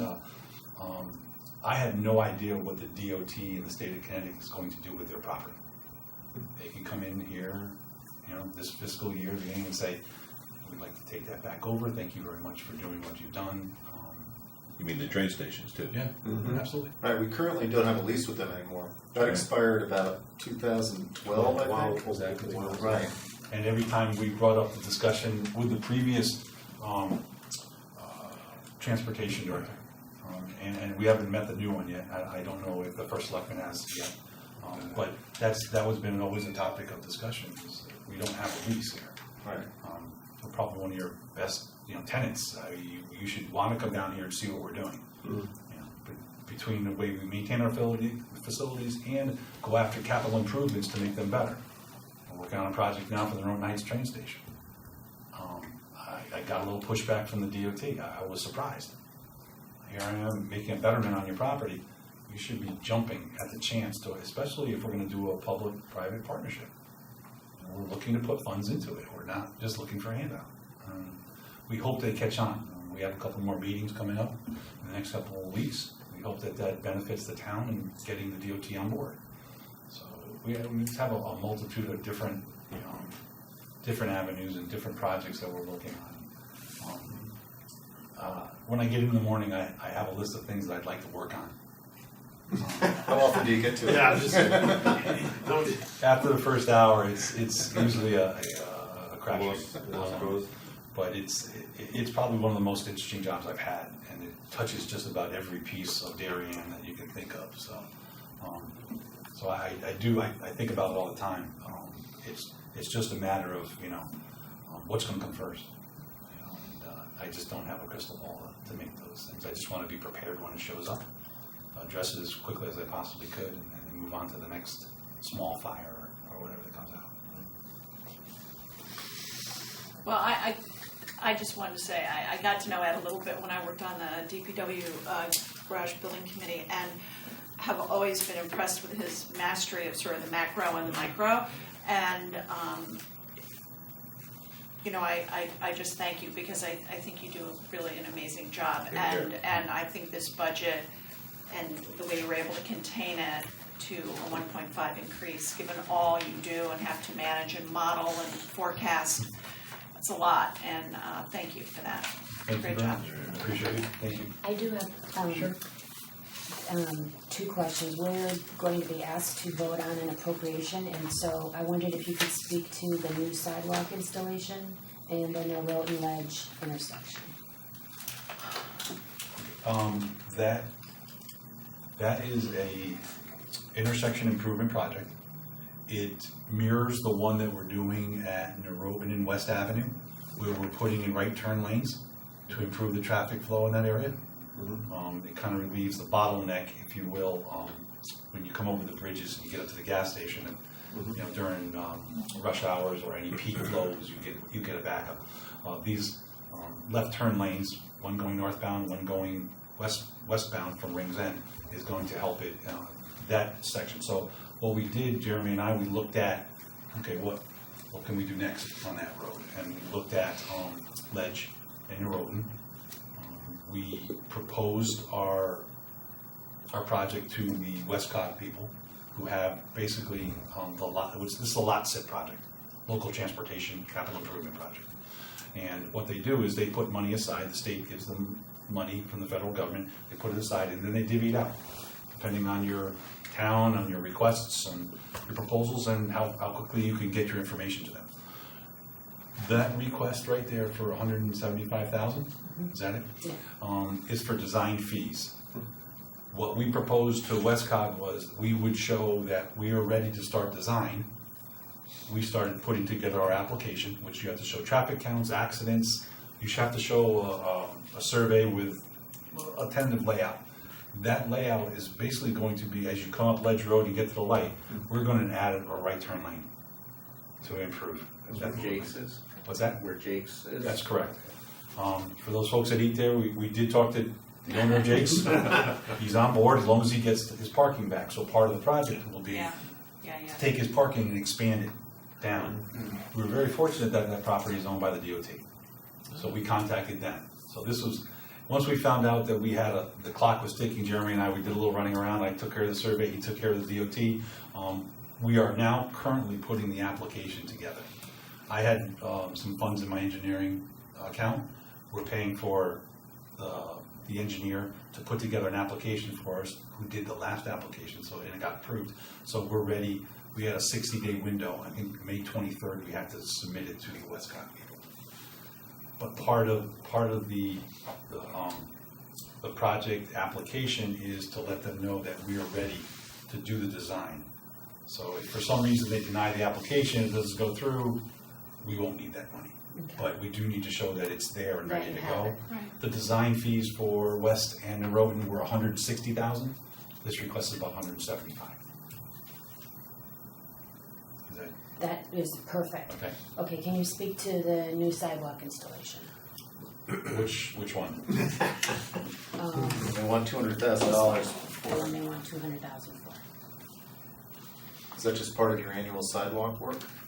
Was that new No, sidewalks? new sidewalks. Okay, there were three locations. I'm sorry. First of all, great job on Tokenie Crew. Thank you. You're welcome. You're welcome. Is that the one from It's from Old Kings downtown. Highway under I-95? Correct. Long overdue. Much appreciated. I think the DOT would have been helpful with that. Okay. The $200,000 for new sidewalk installation is actually three separate projects. There is, these funds are for construction. We have the surveys done already. We're doing the layouts for them now. They are going to require, with any new sidewalk installation, that we meet with the abutting property owners. We will do that as we go through this process, but if I want to construct them after July 1st, I need to ask for the money now. So the three projects are on Edgerton, from West Avenue to West Elm, I believe. There's no sidewalk on that section, but north of that section, there is a sidewalk. I'm going to replace that sidewalk that's on the north end of Edgerton because it's in disrepair. So I'm proposing to do the new sidewalk and replace the old one. We'll have a consistent sidewalk all the way up to Middlesex. So it's basically, I'm filling in a gap right there. Another project was Locust Hill, from Old Kings Highway south, on Locust Hill up around to Deerfield? I'm sorry. I'm No, trying to- settlers. No, not that far. It's only about 300 or 400 feet of sidewalk, but there's a gap where the sidewalk ends to where the road goes under the bridge under I-95. Oh, over there, right. We're gonna put that sidewalk Deerfield. section in. I have 5 neighbors I need to meet over there.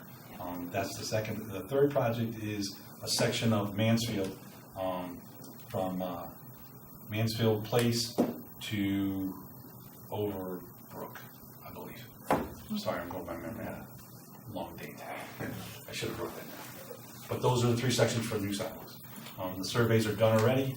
I think the only one that's a little tight right now is the one on Mansfield. We do have some walls and tree issues, so that one may, that's gonna use a lot of my engineering skills to see if I can get that to fit in there, along with discussions with the neighbors. So this is money to actually put the sidewalks in? It is for construction. Okay, for construction. We'll do the design in-house. And on those points, thanks for the detail on Edgerton. Locust Hill Road, you said that is connecting to existing sidewalk? Yeah, there's an existing sidewalk that comes down Locust Hill around the curve. Right. And stops. Yeah.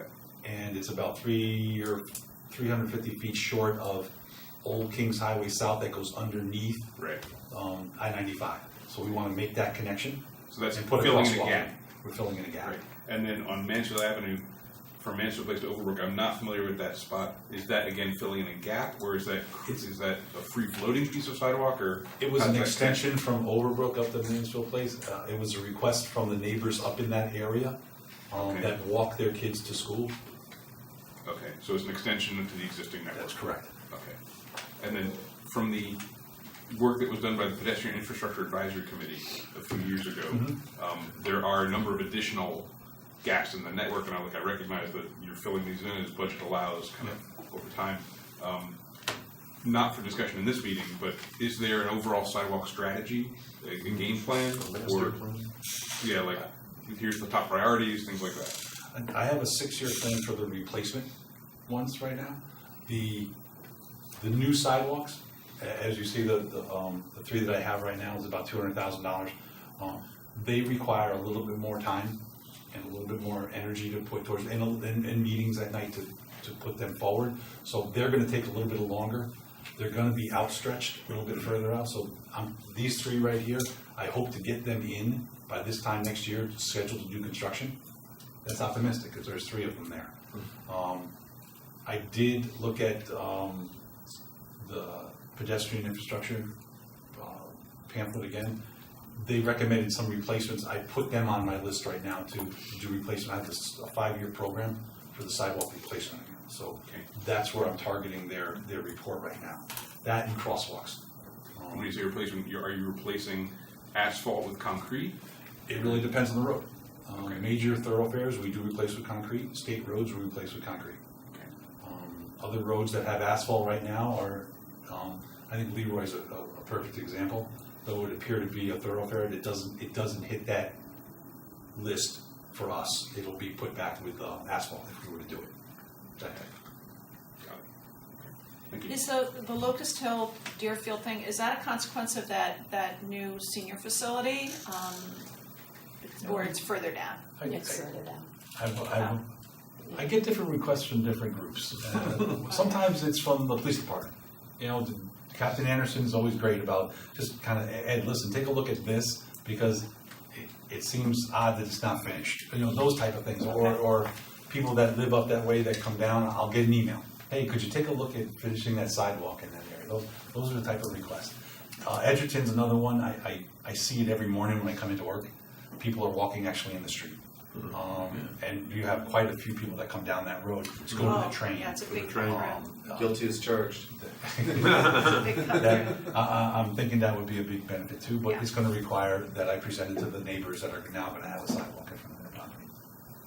And so that gets back to the priorities, right? Because one of the prime drivers of the whole sidewalk issue 6-8 years ago was the fact that there's so many people who walk on Hoyt north towards the New Canaan line to the Talmadge Shell, station. And, you know, especially in winter, especially in inclement weather, there's a lot of folks who are walking in the street there, and it's the same issue. So I guess I want to ensure that is going to be dealt with in some due process. When I first started here, that was probably one of the first projects that was put in front of me. One of the residents up in that area that decided she'd come in and show me the whole process. And then the state updated me on what they had done.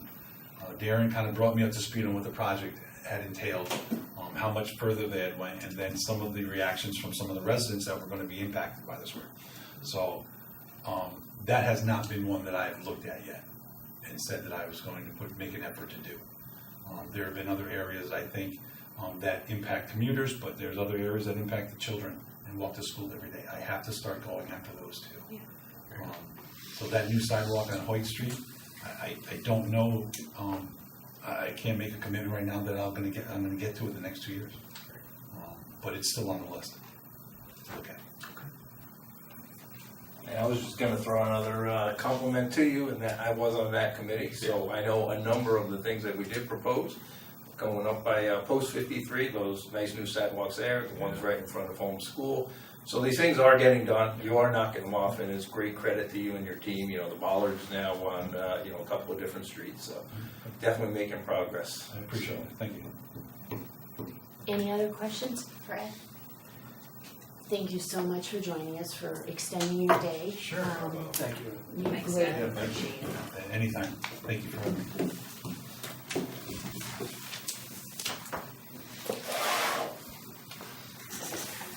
So we have,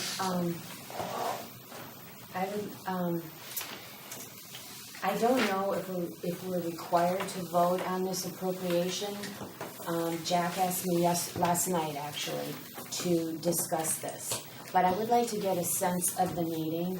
in case we are asked, how we voted. Which appropriations? So it's for the 200, it's the two things that Ed just covered at the end, the sidewalk, installation, which as he said is construction. Thanks, Ed. Thank you so much. And the, Norotan Ledge intersection, $175,000 for design fee. So could I have, a show of hands? I'll make a motion to approve both of those.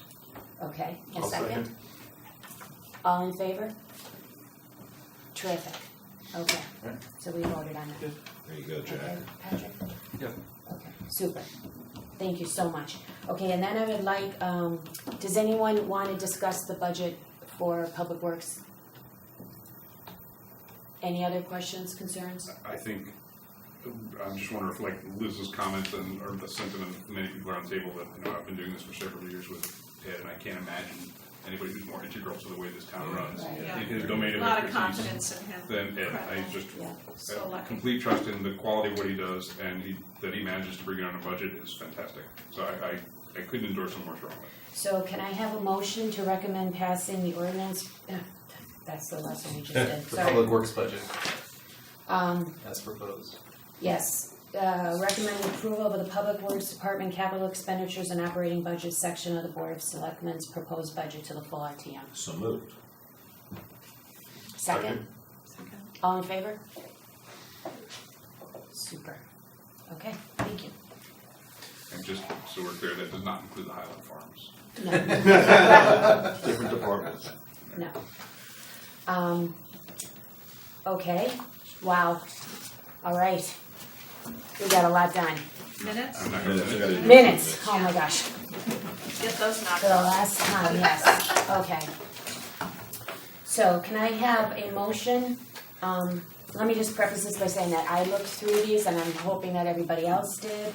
I think Terry, you might wanna, can we have a motion to accept the January 22nd minutes? So moved. No, somebody needs to ask for Rolf's name to be changed in two different places. Okay? Okay, I think so Rolf should do that. I will, okay, I'll do that. Rolf or Rolf? Okay, so there, Yeah, on the 22nd, it's listed as Oven Rolf when it should be Rolf Oven. okay. So can I have a motion to approve the minutes for the January 22nd with that correction? So moved. Second. All in favor? Aye. Okay. If you were there. If you were there. Yeah. Actually, you know what? You can vote on approving minutes and you do not have to have been You're there. like to watch it on 79. I just read that in Robert's rules. So you do not need to abstain if you are not He's there. on the case. That's something I didn't know. I take your word for it. That's good. Could I have a motion to approve the minutes for the March 11th meeting? So moved. All in favor? Aye. Could I have a motion to approve the minutes for the March 21st meeting? All in favor? Or, sorry. Make a So motion. moved. Okay, all in favor? Aye. Super, okay. Can I have a motion to adjourn? No, I'm sorry, any other business? Well, I just want to follow up on, we did have a vote on a thing we've been talking about for a long time, so now I would imagine you're going to present to the RTM our vote and our thing, but I think it'd be good to maybe articulate why maybe somebody voted against it and Okay. include that in there. And I, for one, voted against it, and I'm not necessarily against the whole ordinance, and I desperately want to see all the plastic gone. And yes, I do think you have to have an incentive for people to not use the paper, but I think it's just too messy, and that is the reason why I'm not voting for the proposal as it stands because of the bag fee. And if that were not in there, I'd be in favor of it. I'm of a similar position. Okay, And I voted against it because I think that ultimately peer pressure and a change in culture and conduct will drive the success of the ordinance as opposed to a 10-cent fee. And because I truly do believe that, I don't think it's worth taking the risk of having the 10-cent fee and being subject to that challenge if that's where things take us, because I just don't think that's gonna be the motivator. I don't, but that's me. okay, And I voted against it because I said, if town council has qualms, I will vote against it. We can, of course, when the ordinance comes up on the floor, propose an amendment to remove the 10-cent fee, which I think is what happened in Greenwich, from what you said. So it's not dead yet. But thank you for asking it. Okay. Excellent point, Terry. Respectfully, I mean, we run the risk of kind of embarrassing ourselves, right? If we, you're welcome to make whatever motion you like, right? We've debated it this long and, Oh, I don't think we're embarrassing ourselves. No. I think we are covering our options and giving the body as a whole a chance to hear the arguments for and concerns about. Absolutely. And still, you know, if we remove the 10-cent fee and Wayne said you're good to go, I would vote in favor of it. Okay. I will make sure that's Thanks. pointed. Good job, Terry. Thank you. Any other comments, thoughts? Okay, I don't know when then, I think the next meeting I think I have on the schedule is, I wanna say maybe May 13th. Maybe it's May 6th. Anyhow, the next meeting will be canceled. Okay? We applaud. And really, I have to say thank you to all of you for staying involved, staying in the game. We have now successfully moved this ball all the way down the field. Thank you. Thank you. I think you've been an awesome chairman. Okay, thank you. Thank you. Okay, motion to adjourn. So moved.